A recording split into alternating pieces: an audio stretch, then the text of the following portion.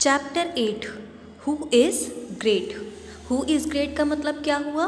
बड़ा कौन या फिर महान कौन। Dhritarashtra came to know that the Pandavas have survived. Dhritarashtra ये जान गए थे कि पांडव बच गए हैं। They did not burn in that fire. वह वर्णावत में जले नहीं। Arjun is the one who won the swayamvar of Draupadi. Draupadi का स्वयंवर जीतने वाले अर्जुन ही हैं। देयरफॉर इसलिए ही कॉल्ड द पांडवास उन्होंने पांडवों को बुलाया। Handed over half the kingdom to them और उन्हें अपना आधा राज्य सौंप दिया। The Pandavas made Indraprastha their capital. Pandavas ने इंद्रप्रस्थ को अपनी राजधानी बनाई। Started following the subject with pleasure.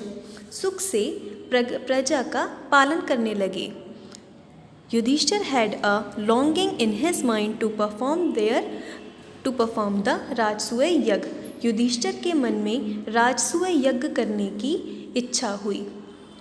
The king who perform this yagya was called the emperor. इस यज्ञ को करने वाला राजा सम्राट कहलाता था। Everyone respected that king. सभी उस राजा का सम्मान करते थे। Yudhishthir announce to perform the Rajasuya yagya. Yudhishthir ने राजसूय यज्ञ करने की घोषणा कर दी। Preparation of it begin to start. सभी यज्ञ का तैयारियां होने लगीं। सभी यज्ञ का मंडप सजाने लगे। All the Kings were sent for invitation. सभी राजाओं को, जितने भी आसपास के राजा थे, उनको निमंत्रण भेजा गया। Festival arrangement were distributed.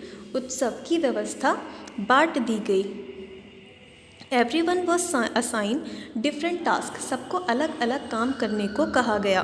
Dushasan was interested with feeding the guest. Dushasan को मेहमानों के खिलाने पिलाने का काम सौंपा गया। Sanjay will be engaged in serving the Kings.